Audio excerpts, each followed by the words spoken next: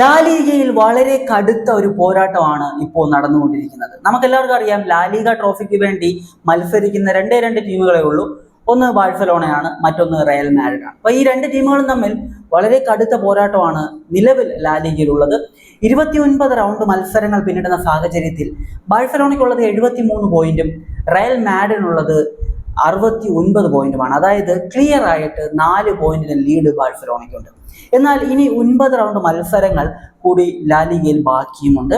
ഈ 9 റൗണ്ട് മത്സരങ്ങളിൽ ബാഴ്സയും റയലും തമ്മിലുള്ള ഒരു എൽ ക്ലാസിക്കോ കൂടിയുണ്ട്. കഴിഞ്ഞ മത്സരം അത്ലറ്റിക്കോ മാഡ്രിഡിനെ റയൽ മാഡ്രിഡ് പരാജയപ്പെടുത്തിയതോടുകൂടി റയൽ മാഡ്രിഡിന്റെ സാധ്യതകൾ കൂടി എന്ന് തന്നെ നമുക്ക് പറയേണ്ടി വരും. കാരണം എന്താ വെച്ച് കഴിഞ്ഞാൽ, ഇനിയുള്ള 9 റൗണ്ട് മത്സരങ്ങളിൽ റയൽ കളിക്കേണ്ടത് 5 ഹോം മാച്ചാണ്. 5 ഹോം മാച്ചും 4 എവേ മാച്ചും മാത്രമാണ് റയൽ മാഡ്രിഡിനുള്ളത്. അതിൽ ആ ഒരു ടോപ്പ് 4-ലുള്ള ടീമുകൾ എന്ന് പറയുമ്പോൾ ആ ടീമുകളിൽ ബാഴ്സലോണയ്ക്കെതിരെ മാത്രമാണ് റയലിന് മത്സരമുള്ളത് എന്നതാണ്. എന്നാൽ ബാഴ്സയെ സംബന്ധിച്ച് ഇനിയുള്ള 9 റൗണ്ട് മത്സരങ്ങളിൽ 4 ഹോം മാച്ചും 5 എവേ മാച്ചും ബാഴ്സലോണ കളിക്കണം. അതും അത്ലറ്റിക്കോ മാഡ്രിഡിനെതിരെയും ബാഴ്സലോണയ്ക്ക് കളിക്കേണ്ടതുണ്ട്, റയൽ മാഡ്രിഡിനെതിരെയും കളിക്കേണ്ടതുണ്ട്. ആ ഒരു ടോപ്പ് 4 ടീമുകളിൽ അത്ലറ്റിക്കോ മാഡ്രിഡ്, റയൽ മാഡ്രിഡ് 2 ടീമുകൾക്കെതിരെ ബാഴ്സലോണയ്ക്ക് മത്സരങ്ങളുണ്ട്. അത്ലറ്റിക്കോ മാഡ്രിഡുമായിട്ട് അടുത്ത മത്സരം ഒരു എവേ മാച്ചാണ്. ബാഴ്സയെ സംബന്ധിച്ച് കഴിഞ്ഞ തവണ അത്ലറ്റിക്കോ മാഡ്രിഡിന്റെ ഹോം ഗ്രൗണ്ടിൽ പോയി കളിച്ച സമയത്ത് അവിടെ നിന്ന് 4 ഗോളുകളായിരുന്നു ബാഴ്സ കൺസീഡ് ചെയ്തിരുന്നത്. റയലിന്റെ കാര്യം അങ്ങനെ തന്നെയാണ്. റയലും അത്ലറ്റിക്കോ മാഡ്രിഡിന്റെ ഹോമിൽ ഈ സീസണിൽ പോയി കളിച്ച സമയത്ത് 5 ഗോളുകൾ കൺസീഡ് ചെയ്യുന്നത് നമ്മൾ കണ്ടിരുന്നു.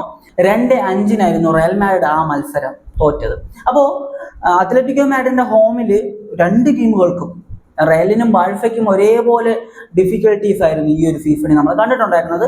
ഇപ്പോൾ വീണ്ടും അത്ലറ്റിക്കോ മാഡ്രിഡിന്റെ ഹോമിലേക്കാണ് ബാഴ്സലോണ പോകുന്നത്. അതുകൊണ്ട് തന്നെ ബാഴ്സയെ സംബന്ധിച്ച് റയലിനേക്കാൾ ഒരു ഡിഫിക്കൽട്ട് സിറ്റുവേഷനിലൂടെയാണ് ബാഴ്സ നിലവിലുള്ളത് എന്ന് തന്നെ പറയേണ്ടി വരും ലാലിഗയിൽ.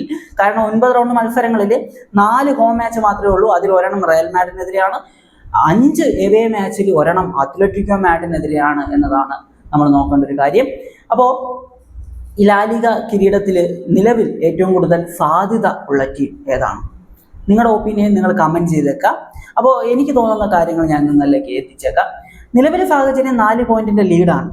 അടുത്ത മത്സരം അത്ലറ്റിക്കോ മാഡ്രിഡിനോട് ബാഴ്സലോണ ജയിച്ചു കഴിഞ്ഞാൽ ബാഴ്സയ്ക്ക് ആ ഒരു ട്രോഫി ലഭിച്ചു എന്ന് കരുതിയാൽ മതി.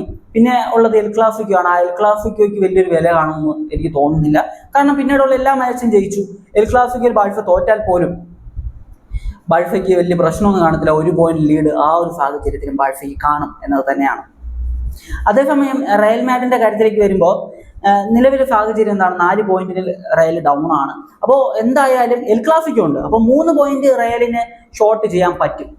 പക്ഷെ ആ 1 പോയിന്റിന്റെ ലീഡ് അപ്പോഴും അവിടെ തുടരും. ആ 1 പോയിന്റിന്റെ ലീഡ് ബാഴ്സലോണ ഡ്രോപ്പ് ചെയ്യാത്തിടത്തോളം കാലം റയലിന് ഒരു രീതിയിലും സാധ്യതയില്ല എന്ന് തന്നെ പറയേണ്ടി വരും ലാലിഗയിൽ. നിലവിലെ സാഹചര്യത്തിൽ ബാഴ്സയ്ക്ക് ഒരു എഡ്ജ് ഉണ്ട്, കാരണം 4 പോയിന്റ് ലീഡ് ഉണ്ട് എന്നത് പറയാം. അതേസമയം റയലിന്റെ പ്രതീക്ഷകൾ എന്ന് പറയുന്നത് ബാഴ്സയ്ക്ക് എതിരെയുള്ള ഒരു എൽ ക്ലാസിക്കോ മത്സരവും ഉണ്ട്. ബാഴ്സയ്ക്ക് അത്ലറ്റിക്കോ മാഡ്രിഡിനെതിരെ ഒരു ക്രിട്ടിക്കലായിട്ടുള്ള ഒരു എവേ മാച്ചും ഉണ്ട് എന്നതാണ്. നിലവിലെ സാഹചര്യം അതാണ്. 29 റൗണ്ട് മത്സരങ്ങൾ പിന്നിടുന്ന സാഹചര്യത്തിൽ ബാഴ്സ ഫാൻസ് ആയാലും ശരി, റയൽ ഫാൻസ് ആയാലും ശരി, ഒരേപോലെ വലിയൊരു പ്രതീക്ഷയിലാണ് നിലവിൽ പോയിക്കൊണ്ടിരിക്കുന്നത്. ലാലിഗ എന്തായാലും ഒരു ഫോട്ടോ ഫിനിഷിലേക്ക് തന്നെയാണ് പോകുന്നത് എന്നാണ് എനിക്ക് തോന്നുന്നത്. അപ്പോൾ നിങ്ങളുടെ ഒപ്പീനിയൻ എന്ത് തന്നെയാണെങ്കിലും അത് കമൻറ്റ് ചെയ്യുക. മറ്റൊരു വീഡിയോ കാണുന്നവരേക്കും ബൈ ബൈ വിത്ത് ഫുഡേൽ.